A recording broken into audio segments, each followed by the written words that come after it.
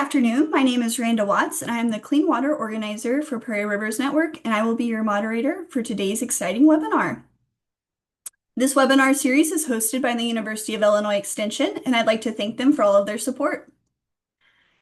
Today, we will learn from the innovative results of two recent initiatives, PV Smart and PV Success, that study the community co-benefits of solar developments.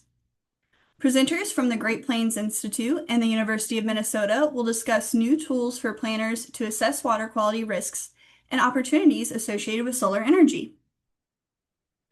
First, I'll go over some general guidelines. I'll introduce our guests for today and then hand the screen over to our panel. If you have any questions along the way, feel free to put them in the chat and we will have a Q&A at the end. We are recording this webinar, and you will get a link to the recording and contact information for the speakers in the next few days. And you can always find local government education webinars on our YouTube channel. The link can be found in the chat. With that, I'll go ahead and introduce our speakers for today. Brian Ross is a vice president at the Great Plains Institute. He leads GPI's renewable energy market transformation efforts in the Midwest and nationally. He has participated in SolSmart from its inception, helped create the groundbreaking PV Smart and PV Success initiatives on solar and ecosystem services, and leads the community-focused Source Water Solar Initiative in Minnesota with the Minnesota Department of Health. Jake Galzki is a researcher in the Department of Soil, Water, and Climate at the University of Minnesota. His research utilizes GIS remote sensing technologies to help improve and promote soil and water quality management and agricultural sustainability. His recent work has focused on soil and water modeling to analyze the hydrology of ground-mounted photovoltaic systems and encourage their sustainable installation. Brian and Jake, the screen is yours. Thank you to both Prairie Rivers and to Illinois Extension. I'm Brian Ross with the Great Plains Institute, and I'm going to share my screen.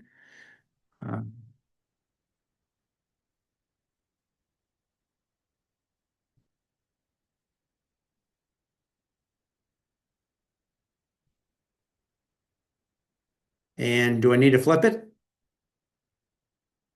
Yes, we're Okay. You're seeing presenter mode. Okay. How's that look? perfect. Sure. Thank you. All right.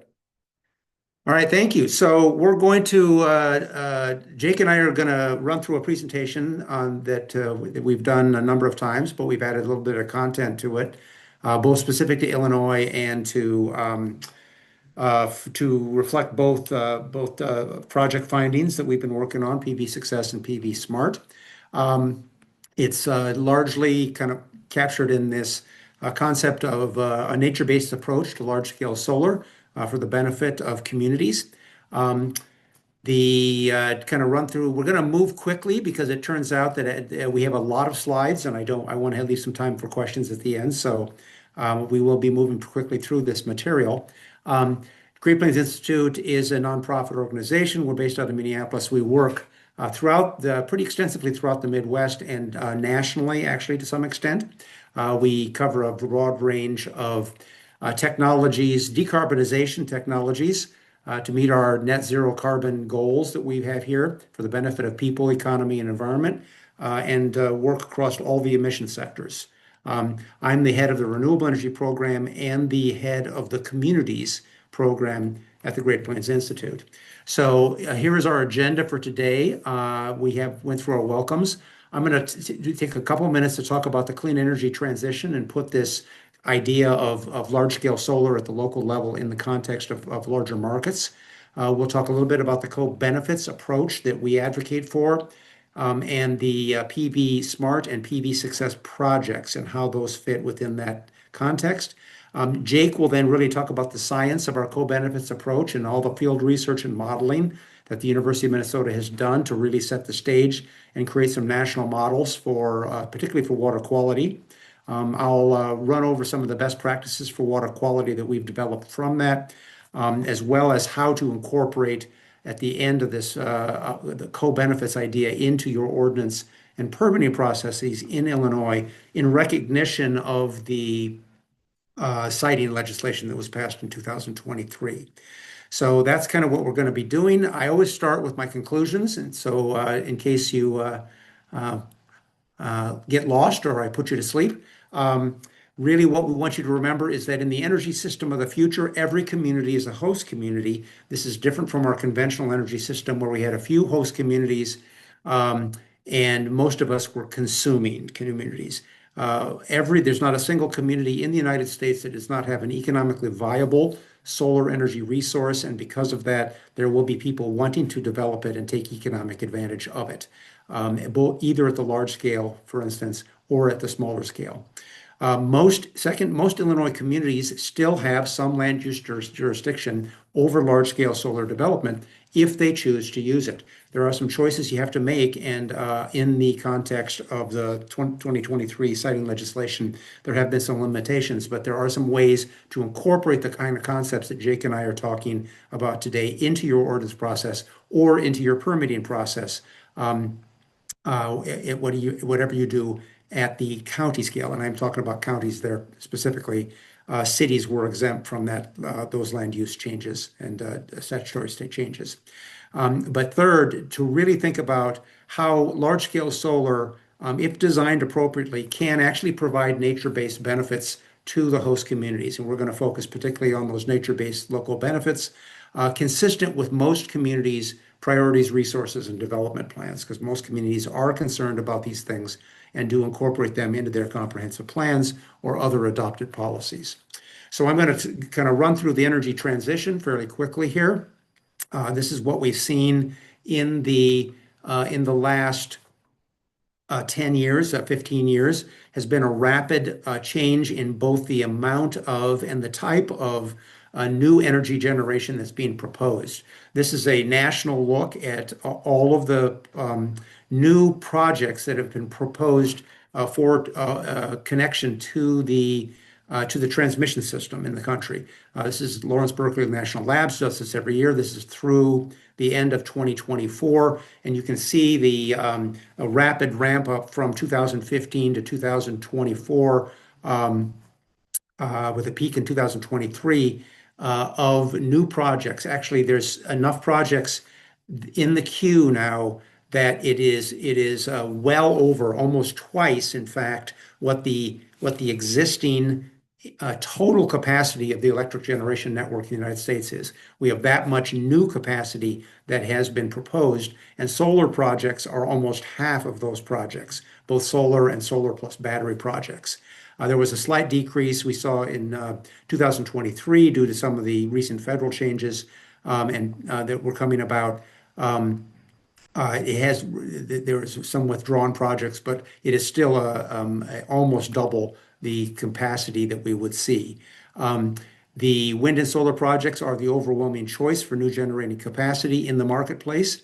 The It is more than, as I said earlier, all of the existing utility scale generation. And if we developed all of this solar, in the nation, it would be over 5 million acres of land that would need to be put into solar or into dual use solar in order to accommodate that. Specifically in Illinois, we've seen a very similar increase in market demand. At the end of 2023, we kind of saw the peak of solar projects being proposed, with 41 gigawatts of proposed projects in the two transmission systems that are in Illinois. There was a slight decrease in that because of the erosion of federal benefits and policy at the federal level. But still, Illinois has, even today, I checked yesterday, and there are 37 gigawatts of solar in the queue. This is about as much solar as would be needed for something approaching 300,000 acres of land. All of this is going to happen, of course, at the community scale, and we need to figure out how communities are going to help address this. And the way we really talk about that is to focus on how do we see if this development is going to occur, market-driven development that communities are going to see because of their solar resources. How do we capture the co-benefits for the community to make sure that host communities are actually partners in this development process and that their priorities are being addressed. And this concept of co-benefits is one that you may be familiar with, but I'm going to touch on it here. Here is the co-benefits idea as it gets portrayed in kind of academic and scientific literature. And this is right out of the Intergovernmental Panel for Climate Change, back in 2007, talking about that most of the policies to address greenhouse gas mitigation also have other at least equally important rationales, economic rationales, environmental rationales, social rationales, and this is kind of the academic way to address that. But the way we like to talk about communities in terms of what the co-benefit approach is that if you actually, in a nature-based approach, are restoring watershed function, or you're enhancing habitat, or you're diversifying agriculture, or you're protecting your drinking water supplies, these are the things that communities care about. Does it really matter if doing those things also is a solar farm? And that's something to think about in terms of what the community wants and how we make sure that solar farms and large-scale solar development is actually serving the community priorities. These are the things that communities do, in fact, care about. We've done a lot of work on nature-based approaches to solar use cases, looking at things like surface water protection, drinking water protection or restoration, habitat issues in terms of restoration and protection, as well as carbon sequestration for those communities that actually have prioritized that in their own policies, and a lot of soil health issues as it relates to protecting the natural resource is the agricultural resource throughout the Midwest and certainly in the state of Illinois. So today we're going to focus mainly on water quality co-benefits, and Jake will also have some work on soil health that I think he's going to present on. That comes out of two projects, one being the PB Smart project and one being the PB Success project. PB Smart ended in 2023 and was focused exclusively on water quality and stormwater. PB Success is a broader focus on physical and cultural ecosystem services. This project was slated to go, through 2023. It was, in fact, recently canceled by the federal government in early October. However, we are continuing to roll that work into other work that we're doing at the Great Plains Institute across the Midwest. So we hope to still see a lot of benefits from it and to help communities that are interested in moving ahead and looking at this. One of the kind of primary things we're trying to do in this work in both of these projects is to create predictable and transparent permitting that benefits both the communities and the development market. And in the stormwater management world, this was really kind of measuring and modeling infiltration and runoff in solar farms in order to kind of identify what the existing conditions were in actual solar farms across the country, to evaluate and the current standards across both federal, or actually federal, state, and local for stormwater and water quality as it's applied by different communities and governmental institutions, and to create solar-specific compliance pathways for water quality regulation that was going to meet local standards as well as enable this transparent and predictable permitting moving forward. The PV Smart project, which focused on that stormwater and water quality work, included these partners. We had 4 primary partners in that work. And the primary problem we were trying to solve was this dilemma about how to treat solar arrays and solar farms in the water quality regulatory world. A lot of jurisdictions were treating solar farms as a two-dimensional problem, treating the solar arrays as impervious surface, resulting in a lot of infrastructure that was being put in place, which was not tailored really to the unique characteristics of a solar farm, and leading to higher costs and slower solar deployment from the standpoint of people who are advocating for decarbonization or solar development, but even also leading to poorer water quality outcomes frequently because the regulatory standards were not designed for solar. Oops, I went the wrong way. So the PV Smart project really was about creating those new conditions and new models through a scientific process that Drake will describe in some detail, and then adapting that to regulatory standards.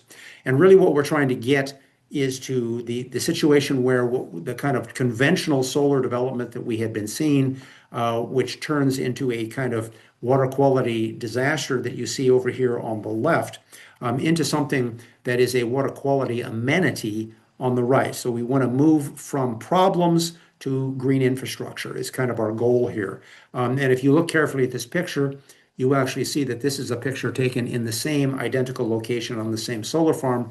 Once was before the compliance action taken by the regulatory agency at the state level, and one was the fix that was applied to the solar farm on a forward-going basis. And this is something that a lot of companies have actually adapted these practices now as normal business practices. But there's still a need for local regulators to kind of address this and really to kind of look at the concept of trying to say, how can solar become green infrastructure?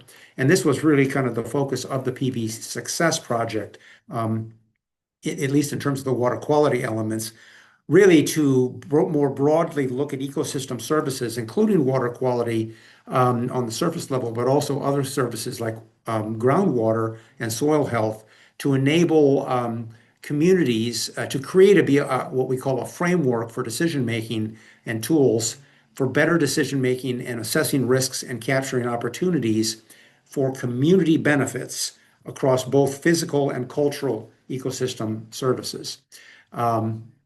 And that included filling gaps in the scientific record that hadn't been filled yet, directly engaging potential framework users during the project, examining ecosystem priorities across different types of communities, and then recognizing also the critical role of what we call cultural services, which are things like viewshed and rural identity and economic base that come into play as well, and that also relate directly to these ecosystem services.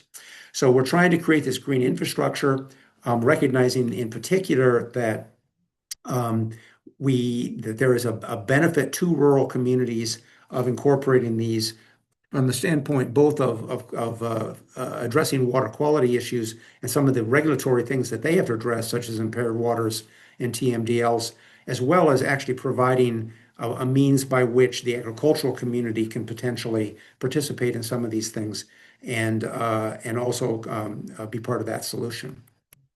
So the primary thing that came out of the PV Smart process was a what we call our solar runoff calculator, which enabled all the different parties who were doing regulatory work and development work in the solar industry, from developers and engineers to local and state regulators, and creating a common foundation of knowledge that is science-based in order to improve water quality outcomes for the host communities and create that predictable and transparent permitting process that we want to see in terms of moving solar development ahead in a way that makes sense for communities.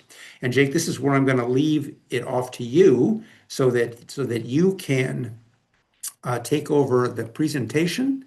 I'll stop sharing, and Jake will provide us the science and field research background for which all of the regulatory stuff is based. Thank you, Brian. I assume my screen is showing up with U of M logo. Yeah, this looks great. Great. Jake Galzki here, research professional in the Department of Soil, Water, and Climate at the University of Minnesota. And I work with Dr. David Mulla. And he's also in the Department of Soil, Water, and Climate. When this project was started in 2020, these numbers are dated. Brian gave you updated figures, but I just his said it would, if developed, it would cover 5 million acres. So that's how much we've progressed in the last couple of years. But as Brian kind of introduced, these are being treated as disconnected impervious surfaces, which are the same regulatory standards that you'd hold against a parking lot. And we knew that if you have a nice pollinator habitat underneath these impermeable solar panels, it shouldn't be acting like that. So we wanted to put a lot of science behind it and sort of determine what we would actually be seeing from a stormwater perspective. So we chose 5 sites across the country. We have New York, Georgia, Minnesota, Oregon, and Colorado. And we tried to choose sites with variable soil types. So we have some fine textured heavy soils and some coarser sandier soils. We obviously have different climatic regimes throughout the country. We have some panels were tracking panels, some panels were fixed panels. And yeah, and obviously different rainfall amounts for different parts of the country as well. So at all of these sites, we had set up instrumentation. In the bottom right, you see a little soil moisture probe. We had these replicated at a couple spots at each site, and we would install the probes underneath solar panels, at the drip edge of solar panels, and in between the arrays themselves. We wanted to sort of quantify the relationship of water that's moving through the soil profile. And we took some supplemental data, some infiltrometer readings, bulk density readings, and this was all to calibrate a model. So we used a model called Hydrus 3D. It models the water movement through a soil profile. Um, so it has a lot of detailed inputs regarding soil texture and bulk density and saturated hydrologic conductivity, a lot of very detailed soil parameters. And at the 5 PV test sites, we calibrated these models based on the soil and all the data that we collected, so we could compare measured data from those soil probes to modeled data from the Hydrus model. And across our 5 sites, we had basically predicted correctly to within 10% of what we were seeing at the actual measured data.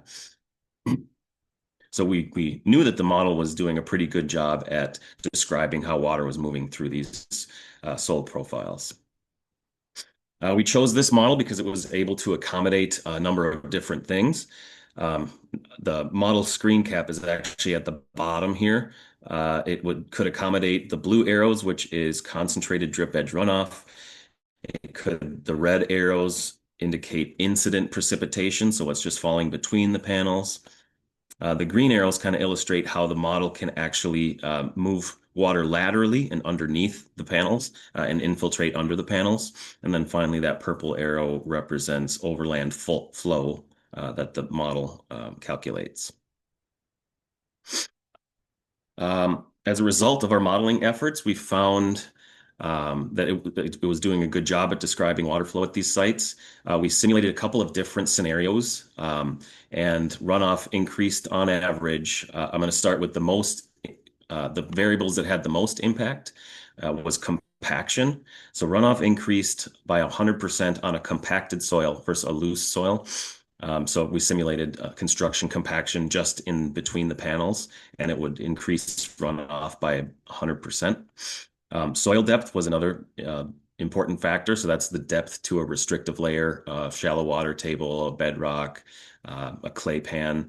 So if we simulated a 1.5 meter soil profile versus just a 50 centimeter soil profile, that shallow profile had 80% more runoff. Our tool can simulate row crop versus mature prairie, and we would see 40% increase in runoff from the row cropping system. And then we simulated with and without arrays, all other variables remaining the same. The arrays would increase the runoff by about 14%. And then finally, panel spacing. We simulated a wide spacing panel, so there was more disconnection, more area to infiltrate between panels.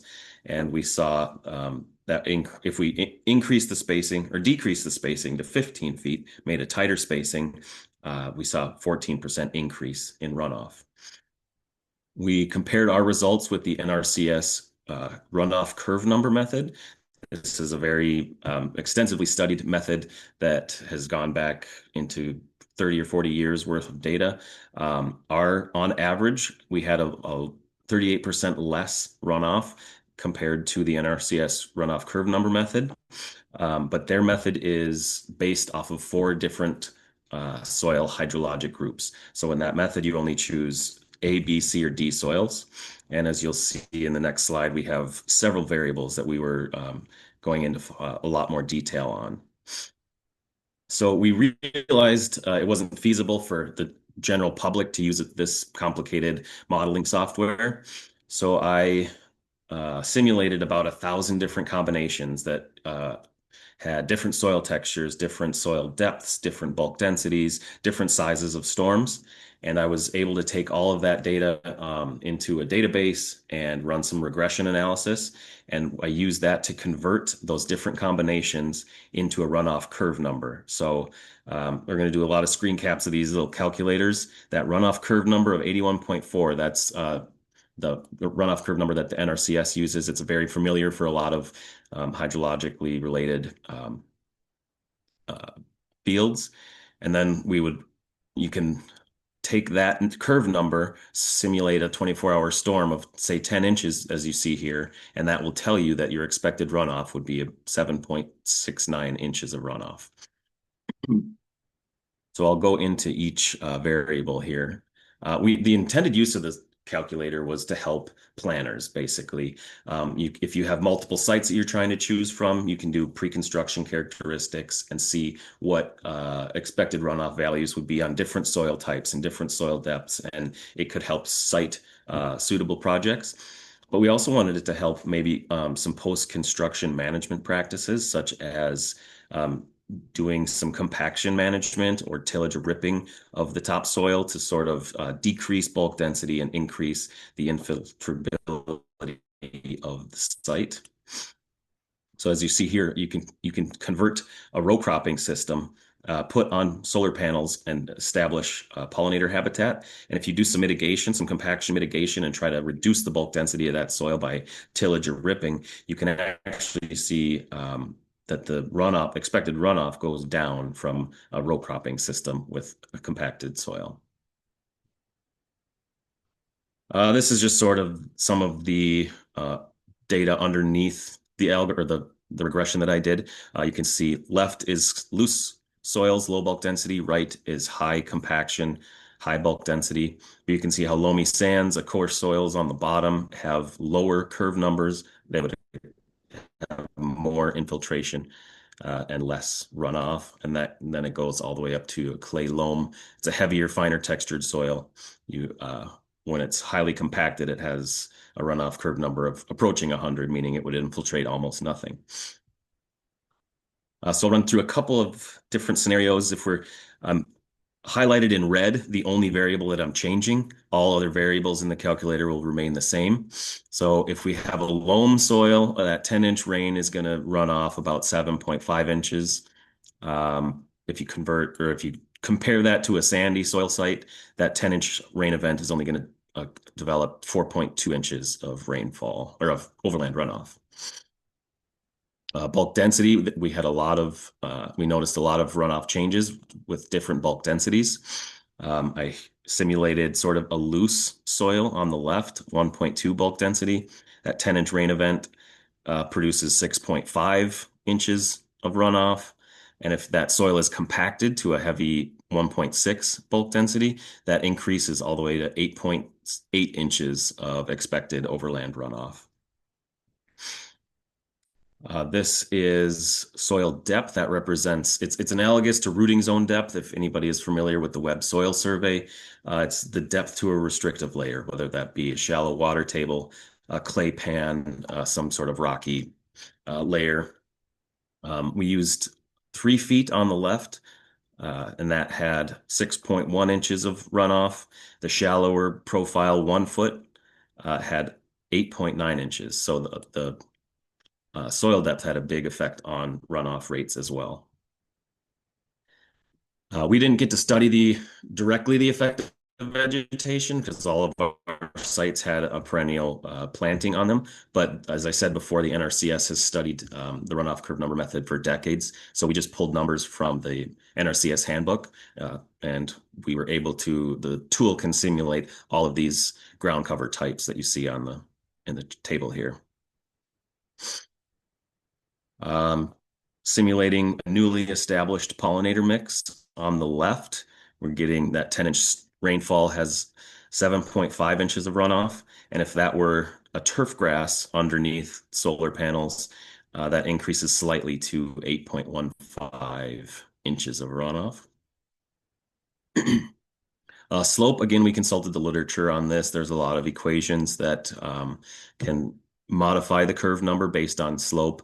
5% on the left has 7.5 inches of runoff. If that's a little steeper to 10%, that goes up to 7.8 inches of runoff. This is simply the presence or absence of panels. So all other variables remaining the same. On the left, there are no panels, 6.4 inches of runoff. On the right, panels are introduced, and there's 7.5 inches of runoff. Then panel spacing on the left is a wider 25-foot spacing, 7.5 inches of runoff. If that's narrowed down to 15 feet, the runoff goes up slightly to 7.8. And sorry, I'm kind of breezing through all this. Me and Brian have a lot of slides to cover, and I want to leave a little bit of time for questions. So if you have anything, just drop it in the chat, and I can try to address everything when Brian's speaking. These numbers are a little dated. I think we're now into the 200s of downloads. So we're seeing downloads from several different states, but also dozens of different countries as well. So there's interest to this sort of worldwide, just because there's not a lot of science behind what the stormwater is doing at these sites. This is just a summary slide. I can pause if there are any questions right now. Otherwise, I think maybe dropping them in the chat would be good before I transition to the PV success side of things. As Brian mentioned, PV Smart ended about 2 years ago, and then we've been transitioning into the PV Success project. And my role for this project was to assess soil health at solar facilities. We have 8 sites, mostly in the Midwest here, but again, we tried to isolate a number of different soil textures so we could assess soil health at fine textured soils, medium and coarse textured soils. We collected the same data as the PV Smart project, real-time soil moisture data. So that was those measurements are being taken every 15 minutes. I forgot to mention that, but that's real-time soil moisture data. But in addition to that, we also took extensive grid sampling, composite samples. So we did 2 samples per acre at a subset of these solar farms. So basically, we would get 50 composite samples at the average size solar facility, and then they were analyzed for organic matter, pH, nitrate, phosphorus, carbon, a number of different physical and chemical parameters. This is last summer's results for organic matter on our initial sites. Organic matter is sort of analogous to soil health. The higher the organic matter is in a soil, the healthier it is, the more able it is to retain nutrients, moisture, sequester carbon. And these color gradients represent a Cornell Soil Health Index. So this was developed in New York, and it just shows the distribution of all the soils that they tested in a database and where they lie for organic matter. All of our fine textured soils are in the medium high to very high categories. Chisago was one of the low categories in our medium textured soil, and then our sandier soils were in the low and medium categories. But I wanted to check this against Surgo data as well. So this is a database that's available for the whole country, and I compared the expected values of organic matter at these sites based on the soil mapping units that they have on them, and that is the red line here. So all of the data that we collected was above what the Surgo database had estimated organic matter to be. This slide moves into nitrates. So this is nitrates in the soil. Basically, when you have low nitrate in your soil, you need to add soil amendments like fertilizer and manure. But when these levels get too high, say above 20 parts per million, you're starting to have a concern of leaching. Nitrate is not bound in its stable form to soil, so it is it leaches into water, and it dissolves into water and leaches either to groundwater or surface waters. So I put the drinking water standard here. That red line is 10 parts per million.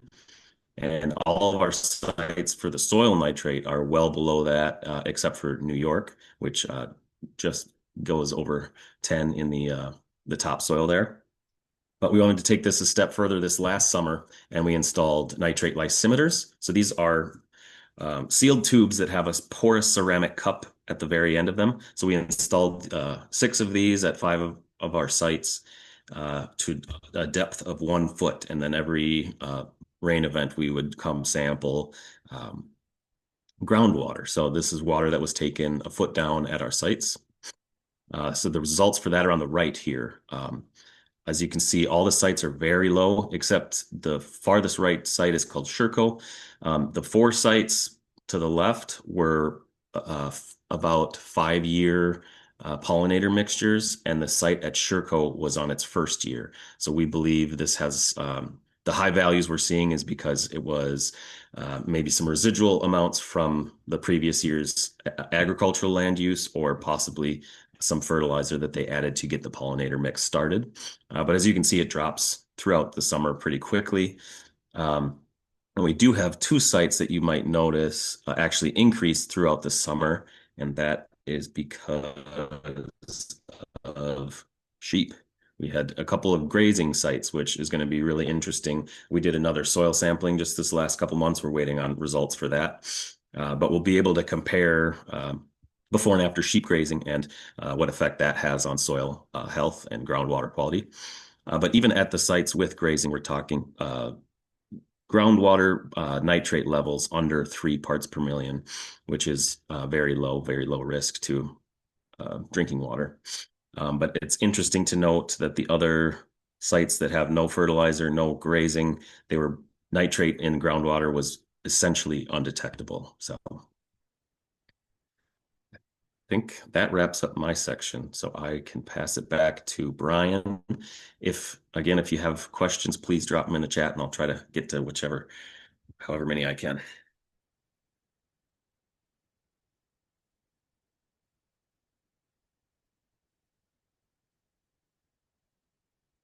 Okay, let me get set back up here. And I think I seem to need to switch it every time. So do I need to switch it? Yep. Okay, there we go. All right, well, in the final minutes, I'm going to talk about kind of the guidance that local governments have about how to incorporate this into their standards, regulation, and a little bit of work. We'll talk about how the kind of Illinois-specific questions that come up regarding what can local governments do in the light of the 2023 siting law changes.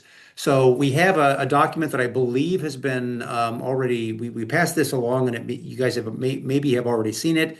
This is the kind of best practice. This is the best practice document that relates all the science that Jake just went over into a set of best practices that can be applied both by developers as well as by local governments or landowners who are concerned with addressing this and understanding the relationship between things that are going on the site and water quality. And it comes down to the 4 elements that Jake has already discussed: compaction, soil depth, vegetative cover, and what we call disconnection, or the space of non-covered vegetated land between the arrays. So compaction is the primary issue, as Jake noted, that between compacted soils and loose soils, we saw 100% change in the amount of runoff under most conditions. And the ways that you protect this, when you're looking at this from a local level, is to make sure you're building into your permitting process or your regulation what we call low impact development (LID) construction practices, which affect construction equipment, a staging plan, making sure there's limited amount of grading, etc. Making sure that where you're measuring compaction at post-construction, and if needed, plow, chisel, or scarify to decompact the soils, making sure you're seeding the site between clearing of the site and construction. So getting the vegetation started is another compaction mitigation during construction method. And then post-construction, you need an O&M plan, operations and maintenance, that ensures that the target bulk density over time is being met. And there are some specific ways that this can be done. This can, in fact, be incorporated into various kinds of ordinance or permit conditions in order to make sure that you're achieving local goals around compaction. Soil depth is a little bit is something that you may not have a lot of ability to change, but it's a good thing to know about. And there are some things that do affect soil depth. Making sure you're practicing site selection and design that reflects the post-construction soil depth so that your soil depth, which is your bucket for how much water you can infiltrate, is being maximized. Making sure that's being incorporated into your stormwater and water quality modeling. It is not always incorporated into it. And looking beyond the design storm and meeting minimum standards when you do have an asset on the site where it can actually infiltrate potentially even as green infrastructure for surrounding sites that may have some runoff. Ground cover is kind of is the third thing. Makes a fairly big difference in terms of a variety of different issues. The water quality issues really we need to recognize that infiltration and water quality is inherent in ground cover choices.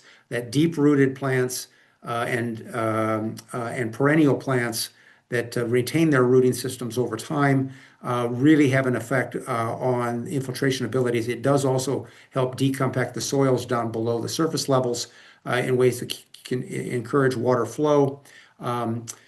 The other thing, of course, that comes with deep-rooted plants and native or naturalized ground covers is that there are co-benefits associated with that in terms of things like visual benefits on the site as well as habitat benefits. There's been a lot of work recently on both on pollinator, but also on certain kinds of game species in the Midwest and other places that show that there is a startling diversity of habitat that shows up on these sites when they're managed as a habitat-friendly site. And that has obviously local benefits, although it's not a water quality benefit. It is something that is important to many people. And then finally, the disconnection question, really a minimum distance between the panels, what we call our disconnection distance. And this is usually not a problem for most solar farms because the separation they put between arrays in order to avoid shading is usually sufficient. But if it isn't, if for instance you have shallow soils and you need to know whether or not those distances may need to increase in order to accommodate a shallower soil and a smaller bucket, if you will, on the site, that's an important thing to know up front and something that you can kind of take a look at in your stormwater modeling as you move forward. So that's the kind of conditions that can be incorporated from the science we have, the best practices into either local or state regulation, and also into development practices by developers. A lot of developers are in fact starting to use these conditions as a business model as they move ahead, because generally what they find is that if they use these kinds of techniques and they use these kinds of measurements, they will, in most cases, end up with having to do less stormwater infrastructure than they would have had to do under a business as usual regulatory standard. And so it's actually to the developer's interest in most cases to use these standards and to use these practices moving ahead. But I did want to kind of finish with just a discussion of how to incorporate co-benefits into county standards, given the 2023 conditions and laws that were passed in Illinois. Now, these don't affect, of course, city standards, only county standards. But even under these standards, Illinois communities are enabled to incorporate environmentally sensitive design into their ordinances or their permitting practices. And on the stormwater question, this is in particular because most stormwater regulation is in fact rooted ultimately in the Clean Water Act, in both state regulation and in federal regulation. The stormwater standards that local governments use, that counties use, are generally not constrained by the 2023 regulation. And we provide some We have actually this model ordinance. I guess I should have mentioned that. We have developed a model ordinance for counties, well, for counties and cities, but this section focuses mainly on counties that was post 2023 changes to the law. So we provide some examples here about both actual language that could be used depending on what your local priorities are in terms of these different issue areas. And also, each one of those, that language comes with some general guidance about what we're trying to achieve with that language in the model ordinance. And here, obviously, you want to make sure that solar farms are subject to the local community's stormwater management and erosion control provisions, as well as their NPDES permit requirements under federal law. Um, Generally not counting solar collectors as impervious surfaces if the conditions that Jake described are met, that it complies with and maintains ground cover standards, that it maintains post-density, post-construction bulk density and soil compaction standards, that the project retains post-construction soil depth sufficient to enable infiltration, and array spacing and orientation are designed for sheet flow and to provide sufficient disconnection. These are kind of broad categories, but they do address the conditions that we described, and they are something that you can incorporate into your ordinance as even today post the 2023 regulatory standards because they are not based. They are based ultimately in state and federal standards, which are exempt from those conditions. Ground cover is another piece that you do have as a county a fair amount of discretion over. We have some language here on the left, but kind of a notation around the pollinator-friendly solar development standards that are in state law. And the 2023 standards explicitly enables counties to include a requirement for meeting that pollinator-friendly standard in any permit or ordinance that they put together, including things like that they shall submit a vegetation management plan that's consistent with the Illinois Department of Natural Resources a scorecard and with the vegetation management that Illinois DNR is assembling or has assembled. I believe they've already assembled it in order to provide guidance for sites like this. And of course, there is also the EcoCat review process, which occurs for all solar, large-scale solar developments that can stipulate additional things, or rather than stipulate, it can recommend things that the county can then adopt as a stipulation, as a requirement. That is a method that counties have to ensure environmentally sensitive design and to meet those kinds of standards. So there are several other conditions here that you can investigate to make sure that people are installing ground cover and things like uncompacted soils as if it were green infrastructure on site. And so kind of treating this infrastructure the same way that you would infrastructure on any other development site where you, for instance, want to make sure that it's established and you can actually ask for a financial guarantee to make sure that that happens if you have some doubts about the process of going forward. And then finally, there's a number of concerns about the effect of agriculture. There are things that can be done in terms of recommending what the county would like to see. The counties in Illinois cannot require certain things around agricultural protection. Well, actually, there are some things that must be done. For instance, the agricultural impact mitigation plan that has to be submitted, which has a lot of requirements in it to make sure that things like soil health are being addressed at least in the construction and in the decommissioning process, as well as some operation and maintenance activities. But there are other things that you can encourage. One of the things that you can do in that, for instance, if you want to explore things like agrivoltaics, we show here kind of this picture behind the text of grazing, but there are other forms of agrivoltaics as well that can be done. You can't require agrivoltaics under Illinois state law, at least not under any interpretation that I've seen so far, but you can require pollinator friendly and offer as an alternative to pollinator agrivoltaics if you would prefer to have that happen. It becomes the developer's choice in that instance or the landowner's choice. But it is something that you can encourage explicitly and create standards for that. that can, in fact, result in some things that you can do to make sure that you end up with a dual use site that is going to either have a conservation solar background with things like pollinator or habitat friendly, or dual use with agricultural uses under and around and between the panels as you move forward. So there's also some work, as was mentioned earlier, around things like drinking water standards and encouraging locations of sites or providing extra incentives for places where you are locating solar farms on wellhead protection areas for rural water or supplies or municipal water supplies, which are, of course, required under state law and federal law. And again, allow you to do some things because under those standards that you might not be able to do otherwise. Um, we do look at different ways to mitigate impacts to agriculture, and I'm trying to move quickly here so we have a little bit of time for questions. Um, there are several things that can be done.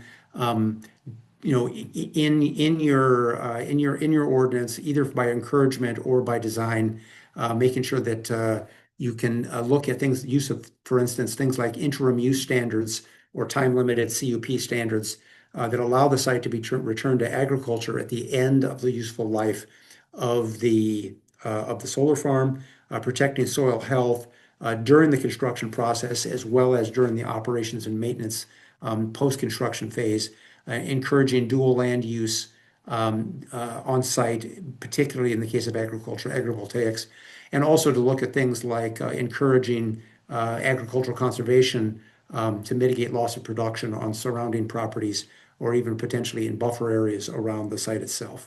So that's the end of the presentation, and hopefully we had a little bit of time for questions if people have them. That was great, Brian and Jake. It was very fascinating. I have so many questions myself, but I'm going to open the floor up for anybody who might want to come off mute and ask their question. Looks like Sean has a question. This is a question that Brian and I talk about, which is the problem of many farmers retiring, and they know only people who can buy their land are housing developers. So then how can you have a combination of solar gardens and the small scale farmers kind of creating coalitions to buy the land, and then you could include the pollinators and all that too. Yeah, and Sean is in Minnesota with us, and we and is referring kind of directly to, I think, some of the examples that we've been working on in Minnesota, although there are also some examples in Illinois and Wisconsin of small scale agrivoltaics, which actually also achieve benefits such as helping emerging farmers have access to land. There was a particular project that we were working on in Big Lake, Minnesota, where we figured out how to, and it was a challenge, but we managed to find a way to do this. And this is actually a case study that we can provide to you for distribution if we haven't already done that.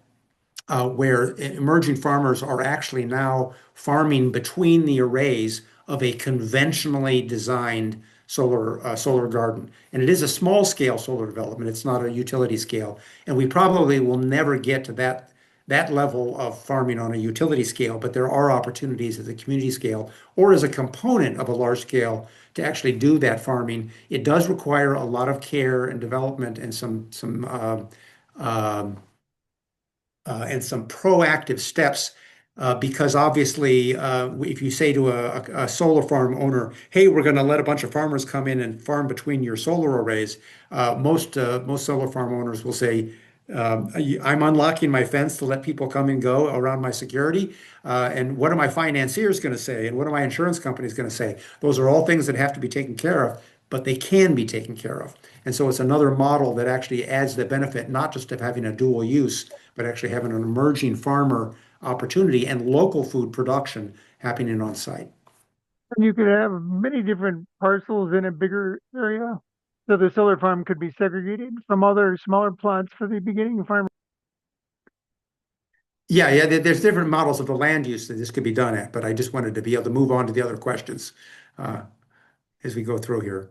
Yeah, Um, Sorry, finish up, Brian. I'll Oh, jump in. no, I was starting to look at what was in the chat. Why don't you go ahead? Yeah, Yeah. I went ahead and pulled some out here. So the next one we have several communities that have been able to reject utility scale solar based on these concerns that you talked about, soil health, water pollution, and community character. Now that this research has been completed, how can local municipalities share this information to calm down concerns? Yeah, that's a really good question. And um, local communities struggle with because they don't necessarily know what the actual kind of evidence-based standards are. They hear things, and some of it's misinformation, and some of it's good information. And how do they distinguish between that? And this is one of those things that we're working actively. Great Plains Institute, but also the Illinois Extension Service and Prairie Rivers also do this work as well. We're directly working with communities to bring that information to decision makers. There will always be people who will be swayed by misinformation, but really what we want to get to is the decision makers to help them make informed decisions. Consistent with their local priorities. And for instance, we do have a lot of people who say solar panels are going to pollute water, when in fact we have, as you've just heard today, the evidence that if we do it right, we're actually creating a water quality amenity for the benefit of local governments. And we have the science for that, we have the model for that, we have the best practices for that, and we just need to be able to get it into the hands of the decision makers and people like Prairie Rivers and Illinois Extension, Great Plains Institute, various other entities that are working very successfully are trying to do that, and anything we can do to kind of help do that. We're here. Feel free to call us all. We're here to help in terms of that dissemination. Yeah, I love that, Brian. As a reminder, we are here to help. Okay, I got one more question, and then, as I said, if anybody wants to come off mute, feel free to. But did you include floodplain management regulatory issues in your guidance? Floodplain, well, actually, in the guidance, we did not specifically address floodplain issues. Um, and obviously, we did address uh, uh, water quality issues in regard to things like NPDES standards and TMDL standards and paired waters. To the extent that they incorporated floodplain questions, we addressed them, but we did not go in and look specifically at the floodplain federal standards or state standards as they may exist in terms of kind of incorporating those into the best practices. However, generally what we find is that the things that are in the best practices around maintaining vegetation, avoiding grading, avoiding compaction, all come into play for kind of floodplain. If you think of floodplain as a ecosystem service, those things are the same kind of characteristics would come into play for that as well. And if you also think about floodplains as a potential conservation solar dual use, you can actually incorporate that into the management of the design or into the design of the standard. What I don't know off the top of my head is how floodplain management at the local level fits into the Illinois statutory standards on land use. I don't know if that's really been tested, and I haven't looked into how that particular issue would come into play. And I think there were a couple of questions in here that were more for Jake, and maybe I don't know if he wanted to take a quick. Yeah, I If he's think still Jake around. answered one. I'm not sure. Oh, Did did he? he? Okay. Yeah, somebody had asked about subsurface drainage systems, and he had answered that question. I had wondered the same. Okay. Illinois has um, a lot of Yeah, those. yeah, yeah. And tile systems are obviously something that a lot of communities are very concerned about, and a lot of agricultural producers are very concerned about, and making sure that those things are incorporated when we look at all this hydrology is an important thing. Well, does anybody else have any questions? We have about 1 minute left.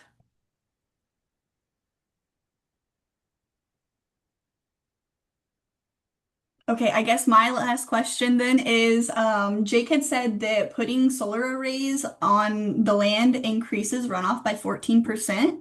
So I was wondering, why are we not ensuring that large solar installations are incorporating ecosystem services? Like you said, if we know that it's automatically increasing runoff 14%, this seems like something that would go hand in hand. Yeah, and that's why we're here, right? Is to help people incorporate that. Because one of the things I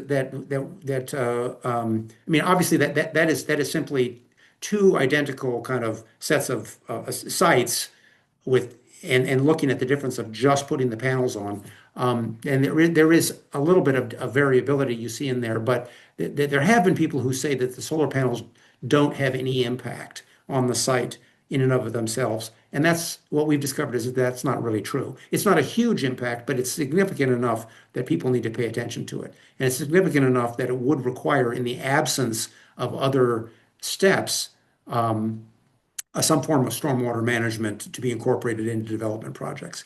Now, what most of the standards, however, are done from the standpoint of just looking at the development. What we do see, what is important to note, is that we for most conventional cropping systems, if you do a solar development that incorporates the green infrastructure concepts we've talked about in the comparison of pre-development to post-development is actually an improvement and less runoff rather than an increase in runoff. So the incorporation of solar with all these things actually can improve water quality in most cases. So that's the net effect of that. Well, this has been amazing, and thank you so much for joining. I did want to flag for everybody who stayed on this far, our next episode is going to be on November 13th, where we are going to hear about state funding in 2026. So feel free to jump in and register for that. Thank you again, Brian and Jake. This has been fantastic. All right, thank you. Bye, y'all. Bye-bye.